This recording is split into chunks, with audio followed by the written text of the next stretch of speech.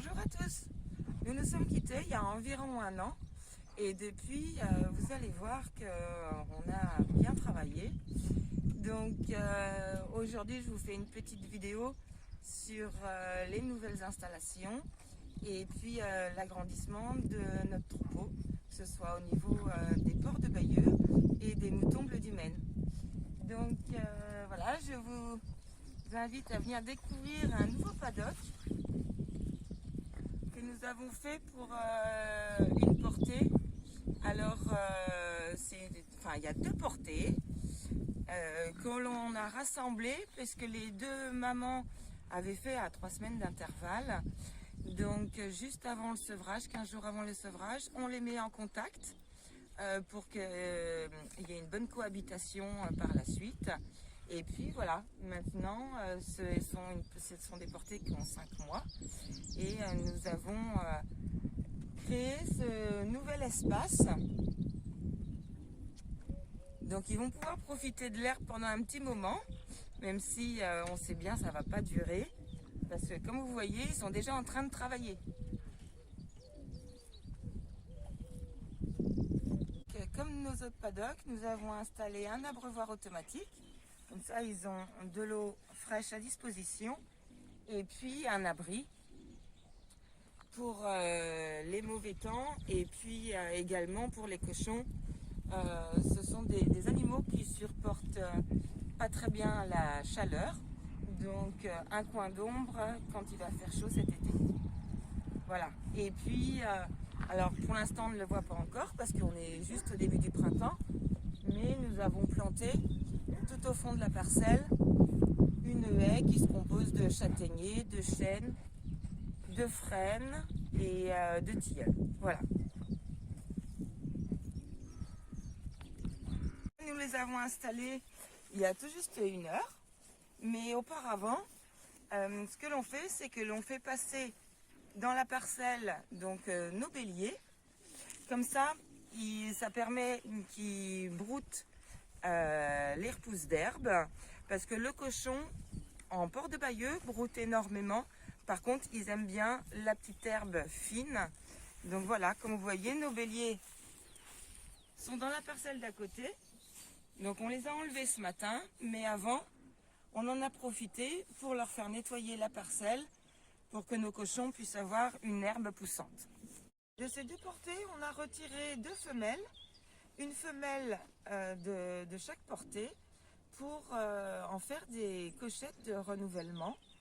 Donc maintenant, on va aller les voir. Donc là, on va chercher nos 2 cochettes qu'on a sélectionnées pour le renouvellement.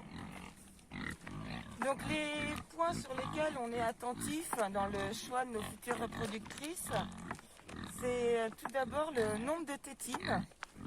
On fait en sorte qu'elles en aient toujours au moins 14.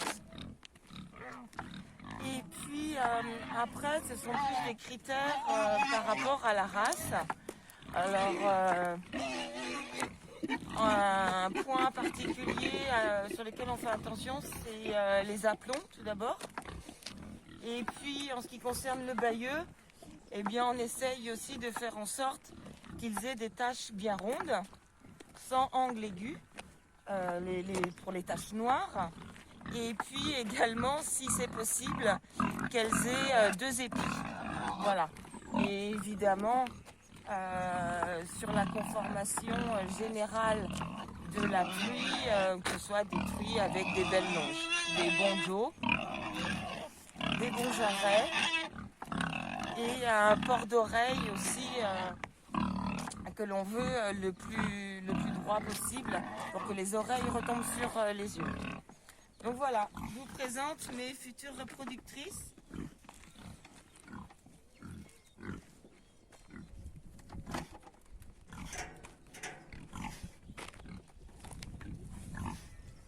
Allez Minette.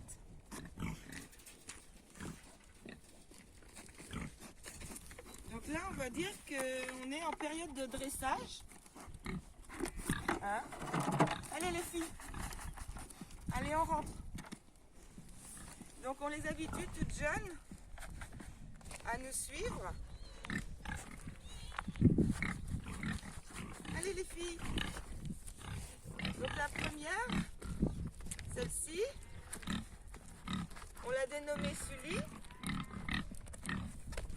Et puis celle-là, à droite, Sam. Et les vignerons.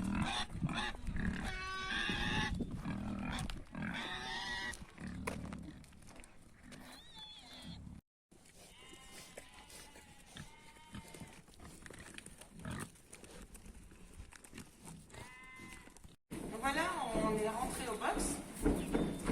Alors on va faire ça pendant une quinzaine de jours, vraiment pour les habituer à notre contact, à la manipulation. Parce que c'est vrai que nous sommes aussi naisseurs et qu'au moment de la mise-bas, c'est vraiment important d'avoir des truies qui sont faciles, qui ont un très bon contact avec nous.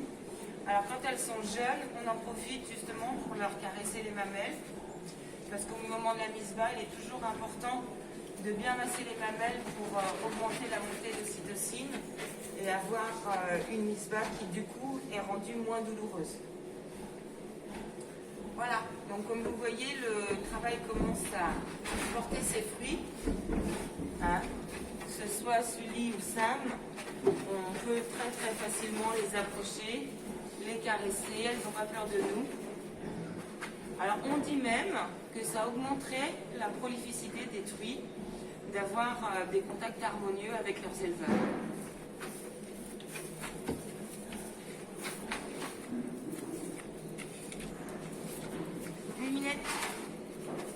Donc nous voici de retour avec mes bleus du Maine. Donc là ça fait environ 15 jours qu'elles sont retournées au pré. Donc cette année, la saison d'agnelage s'est étalée du 15 décembre au 15 janvier pour 90% d'entre elles. Donc voilà, une belle saison. Là, on termine juste par les agnelles de renouvellement qui ont commencé à faire il y a 15 jours. Et là, il me reste plus que 2 agnelles de renouvellement à faire. Donc voilà, l'avantage de la bleue du Maine, comme vous voyez, dès le mois de mars, elles peuvent retourner au champ avec leurs agneaux. Donc elles profitent de l'herbe et puis ça a l'intérêt aussi de pouvoir diminuer un petit peu les rations en céréales et d'élever nos agneaux à l'herbe.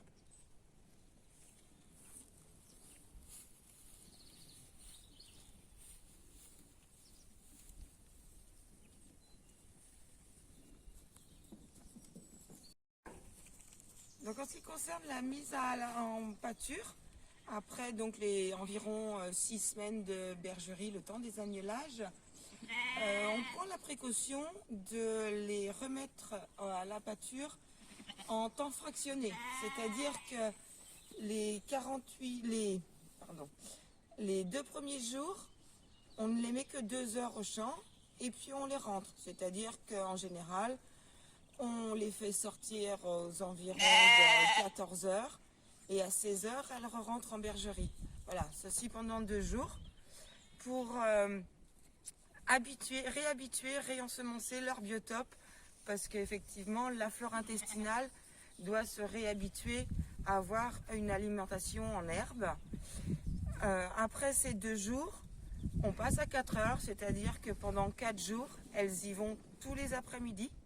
Voilà. Et puis au bout d'une semaine, elles peuvent effectivement retourner définitivement au champ.